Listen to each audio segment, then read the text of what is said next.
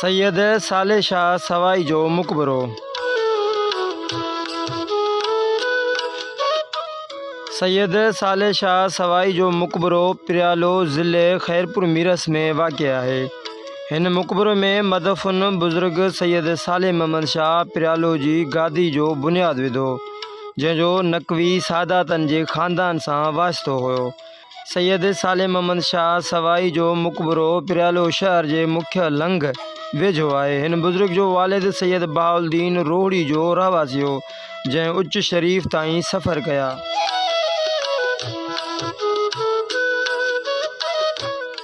उहो बि अहलल्लाह बुज़ुर्ग हो। सैयद साले महमद शाह कलोड़ो जे ज़माने जो बुज़ुर्ग हो ऐं मियाँ नूर महमद कलोड़ो वटसि ईंदो रहंदो हो। हिन सिंधी में शाइरी भी कई हुई। हिन बुज़ुर्ग जो मुकबरो आगाटो तामीर कयल ॾिसिजे थो, जंहिंजी वेझड़ाई में मरम्मत कई वई आहे।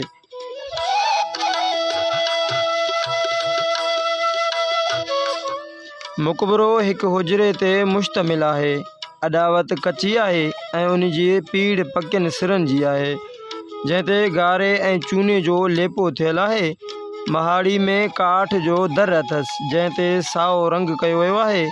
मुकबरे जे मोड़ में हिकु ताकचो आहे, जंहिं में दर ऐं थंभ गुंबज़ी डिज़ाइन जा हया विया आहिनि। अॻियाड़ी जी ताकची ते पिंबड़ियूं मथे करे उन ते कुंगरियूं नस्ब कयूं वियूं आहिनि।